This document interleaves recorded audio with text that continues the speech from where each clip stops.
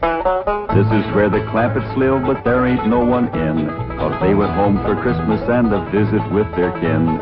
And here they are arriving at the home they love the best, happy as a pack of squirrels returning to their nest.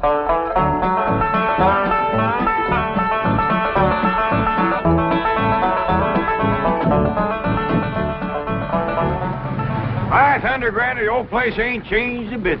Pretty as ever. Prettier with the snow. Excuse me, Pa, but I got some friends to say howdy to. Yes, sir. They just don't make houses like this no more. Sure don't make them in Beverly Hills. I'll go get the bags, Uncle Jed. Reckon they just can't get wood like this. My grandpa chopped down the trees and built this all by hand. You say your grandfather built this cabin? He sure did. Oh, he must have been a remarkable man. He sure was. He finished the cabin in the morning, went to town, found a girl, courted her, married her, and carried her across that doorstep all before sundown. Tell me, Granny, was that 1897 or 1898? 1898. Yeah, that's right. She was 18 and Grandpa was 98. You say he was 98 and his bride was 18? That's right. Marriage didn't work out too good. Well, I don't doubt it. Yeah, Grandpa made the mistake of having his ma come live with him. Awful bossy old woman. Wouldn't let that little bride do nothing. Did everything herself. Your family has remarkable longevity. No. Yeah, they stretched the truth a little, too.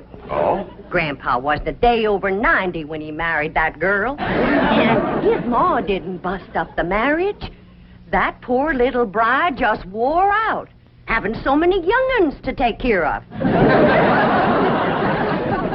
Oh, what happened to Ellie Mae? Well, she just went to say howdy to some of her friends.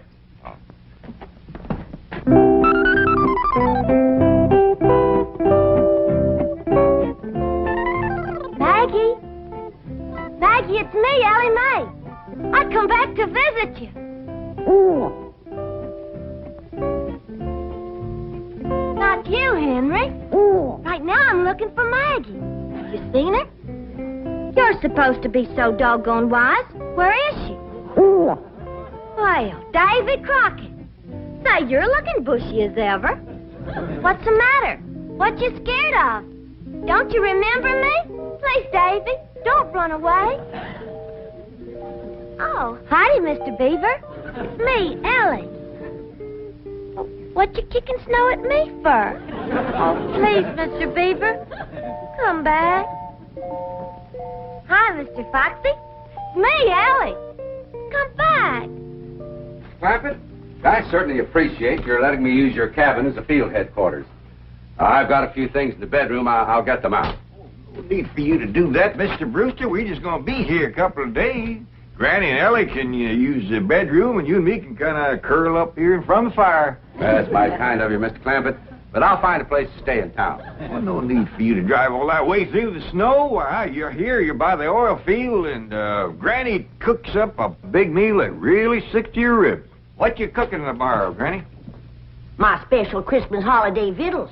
We'll start with red cabbage and green turnip tops, swimming with sorghum. Then what I call my heavenly hash. That's grits and chitlins, possum belly, hog jowls, and catfish. All minced together and simmered in gopher gravy. Folks talking. Now there's victuals you won't forget in a hurry. I'll try. What do you say, Mr. Brewster? Roars too hard, we'll get some pine boughs and ashes for you to sleep on. Well, I think I'll go into town. Thank you very much. Excuse me. What's the matter with you two asking him to stay here? You want me to be a widower all my life? I was going to offer him my spare room. You ain't got no spare room, Pearl. I have if Jethro stays here. If Mr. Brewster stays with you and Jethrine, won't people talk? I hope so. Jed can insist on him marrying me. And I'm going to get him. Now's my chance. Exactly hold with making a man get married unless he wants to. He wants to? Why, that man's so in love with me he can't eat. Yeah, but are you in love with him, Pearl? Oh, Jed, when I'm near him, I feel like my feet is dangling in a creek and the minnows is biting at my toes. That's what you call really being in love. Help her, Jim. Mrs. Bodine, if you'd like a ride into town, I can drop you off on my way to the hotel. Hotel? Why, you can't stay there. Oh, no, sirree. You sure can't. Why not? Why not, Jed? Why not, Pearl? Why not? There's a convention there. Yeah. Every room in that hotel is full up. You're packed in there like krauts in a jar. What kind of convention? Elks convention. That hotel is bulging with elks. Oh, well, perhaps I can find a room in a boarding house. You know anybody got a spare room, Granny? No, I don't.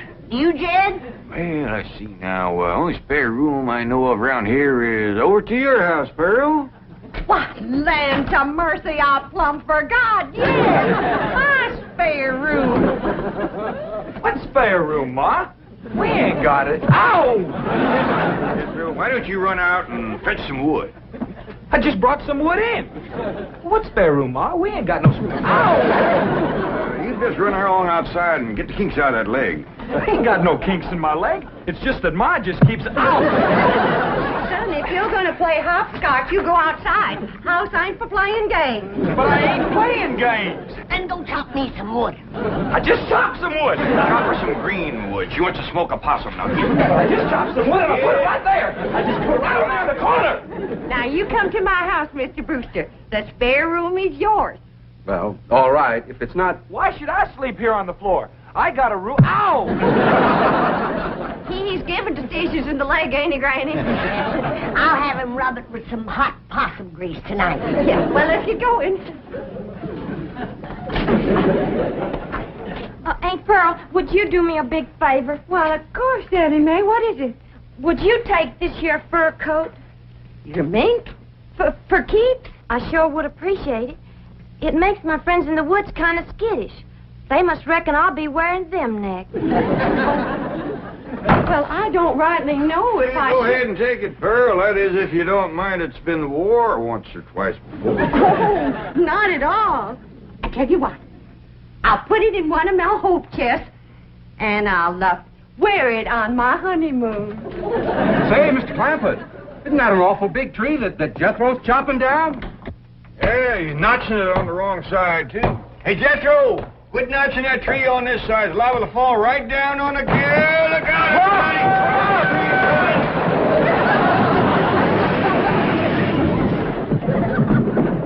It missed us. Praise the Lord. Well, the tree missed. We can get up now. Well, he might be chopping another one. Let's wait and see.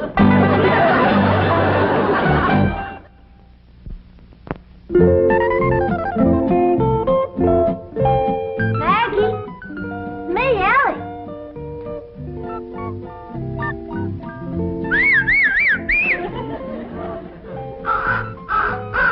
Freddie, you old rascal. I know you've seen Maggie. You'll go and get her for me. I'll give you something shiny. What would you like? How about this? Okay? There. Go find Maggie. Nellie. Hi there, Nellie. It's me, Ellie. It's a good thing you didn't see me in that mink coat. You might have got riled at me. It's one friend I don't want riled. It's you. Maggie, I knew Freddie would find you. Maggie, I'm so happy to see you. I told you I'd come and visit you, and here I am. Ellie? Ellie Mae, where are you? Over here, Paul. Now, don't you be scared of Paul. He won't hurt you none. Oh, now, who's this? This here's my old friend Maggie. You remember her? Sure I do. Howdy, Maggie. Say, Ellie, we's all going over to Aunt Pearl's for supper. And after supper, we's all going over to that movie picture theater where Pearl works. Well, I'd heap rather stay here. Well, Pearl says there's going to be a brand new picture from Hollywood called Ben-Hur. Well, who's in it? According to Pearl, it's got the two biggest actors there is, Francis X. Bushman and Raymond Navarro. Well, I'd still rather stay here, Paul. Now, we's all supposed to kind of surround Mr. Brewster and brag on Pearl's piano playing during the picture. Well, Jethro can brag extra for me. Jethro ain't gonna be there. He just sat there all night and complained about Mr. Brewster having his room. Oh, come on, Ellie. Don't you want to help Pearl get a husband? Okay, Paul. Bye, Maggie. Well, Paul, ain't you gonna kiss Maggie goodbye? I don't reckon so. Her husband might not like it. Come on, Ellie.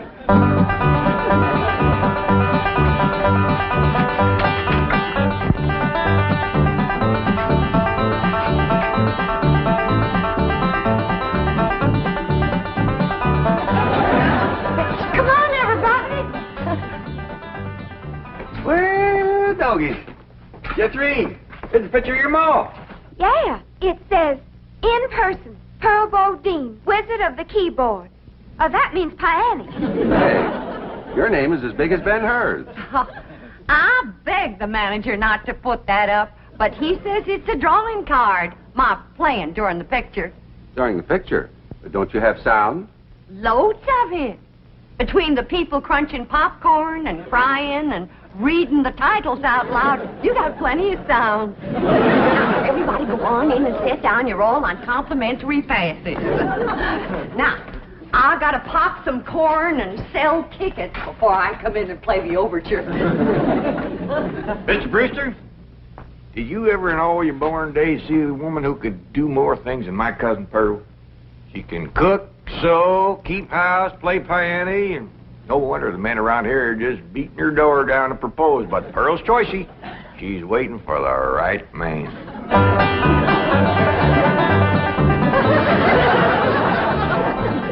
Here's something, Pearl.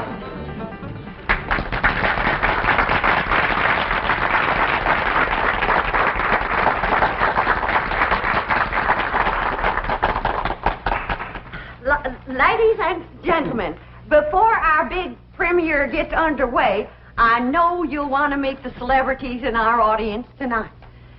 Now, sitting right here in the front row from Tulsa, Oklahoma, is the field manager of the OK Oil Company, bought my cousin Jed Swamp, Mr. John Brewster.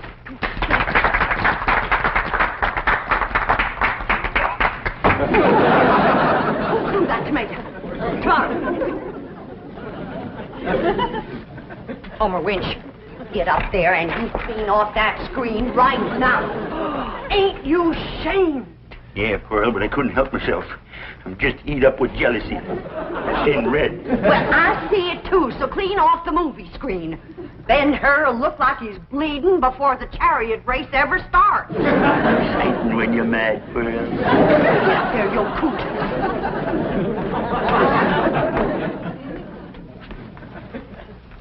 And now, folks, you're going to meet a real live millionaire and his family all the way from Beverly Hills, California. Your friends and my kinfolk, the Clampets.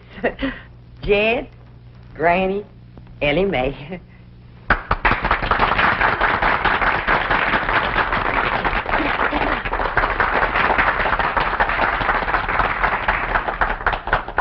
Folks, mighty nice to be back here with you again, and you're all invited to come visit us in Beverly Hills. Got plenty of room, and Granny will wamp up a mess of heavenly hash for you. Jim, can I show him my mink coat? Sure, Granny. This here is a genuine mink coat. Given to me by the banker. Nobody gets the wrong idea. There ain't no strings attached. I'm still the same sweet girl I was when I left here.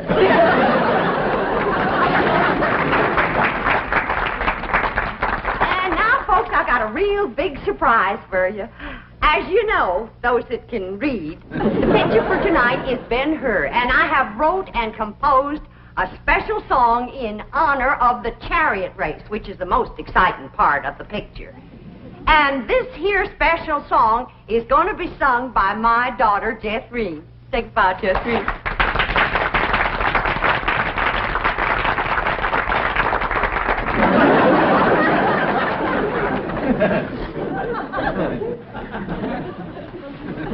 The song chorus will be sung in its entirety during the chariot race, and you can all join in the chorus. But seeing that Homer Winch ain't got the tomato off the screen yet, Jeff Green will give you a little sample right now.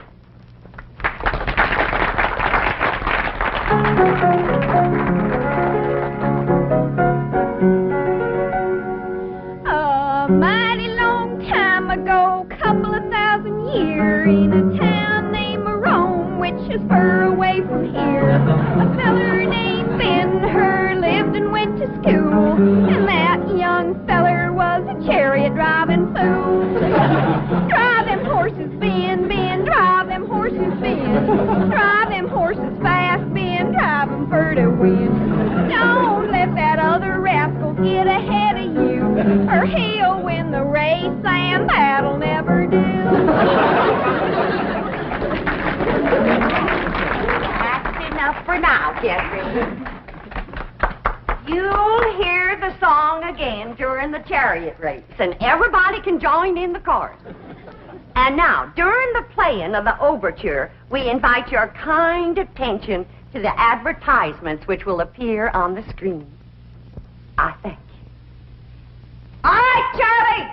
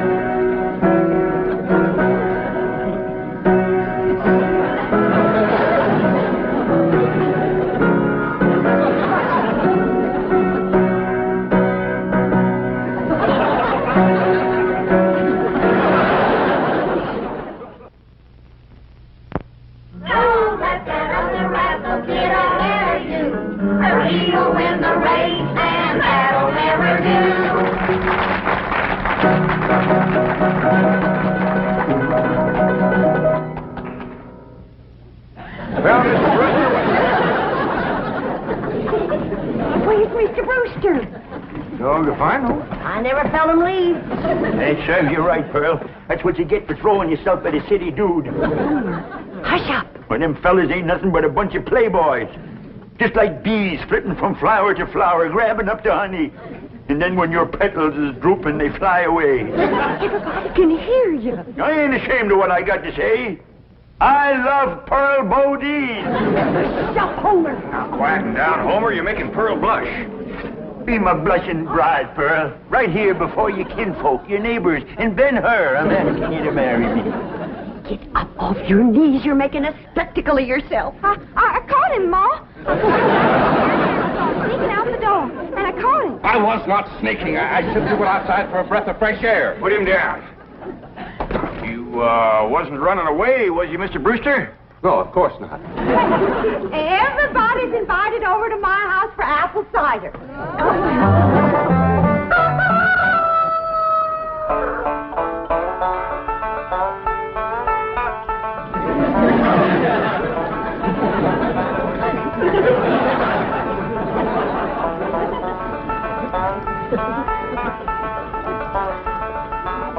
Ed, wake up.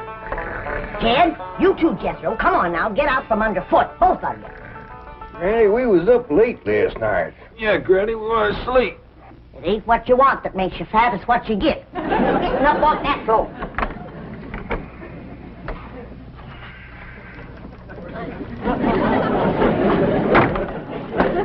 Hey! What do you want to do that for? Yeah, that's cold. Now, when I say get, you get. Floor is cold and hard.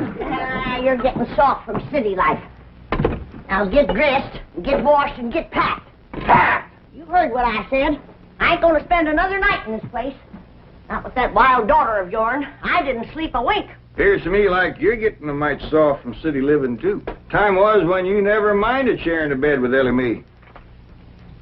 I still don't mind sharing a bed with Ellie Mae. But I draw the line when it comes to sharing with them others. What others? Well, there was an owl, and a squirrel, a crow, and a fox, a possum, and a skunk, and a porcupine. Well, I'll go in and speak to Ellie Mae. I wouldn't go in there if I were you unless you want them flannels took right off you.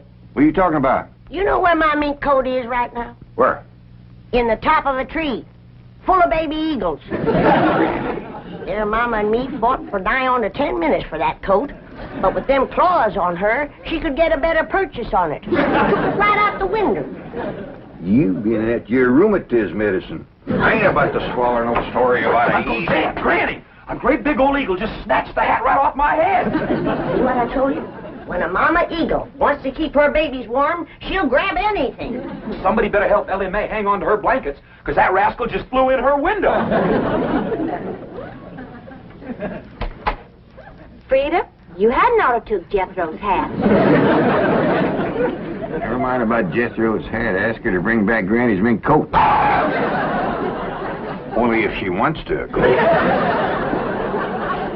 Frida, you bring back Granny's mink coat. And if she's took any suitcases, see if you can get them back, too. We's packing up. Sit down.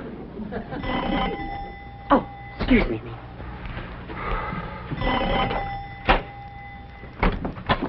Good morning, Pearl. Homer Winch, I told you and I told you, don't come into my house without I invite you. I happen to be here in my official capacity as a jitney driver. You want no jitney? Well, Mr. Brewster does. Don't say nothing to Mr. Brewster, and I'll bake you 2 pies. Pearl, there's only one way you can seal my lips and stop my jitney. And that's with a smack. All right? No, I didn't say that kind. I mean, with a kiss. A kiss? That's my price. Take it or leave it. Homer! Why, that's the most shocking, disgusting, insulting disgrace. Oh, Mr. Brewster! Pearl? Where'd you go, Pearl?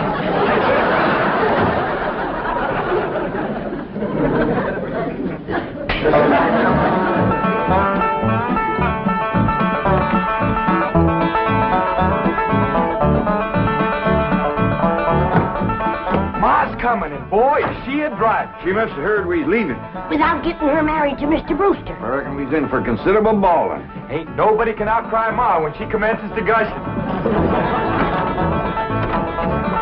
Pearl? I reckon you's heard. We's going back to Beverly Hills. Oh, now, Pearl, you's bawling already.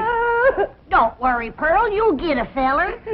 Yeah, come on back to Beverly Hills with us.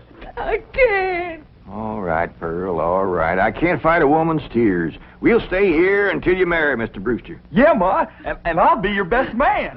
And you can wear that beautiful mink coat on your honeymoon. Pearl, what are you crying about now? The mink coat. What about it? I was driving down the road and a great big eagle took it right out of my lap. Don't you worry. Ellie Mae! Yeah, Pop? You shinny up that tree and tell that grabby eagle to give you back that mink coat for Pearl's honeymoon, or she ain't no friend of yours. Only if she wants to, of course.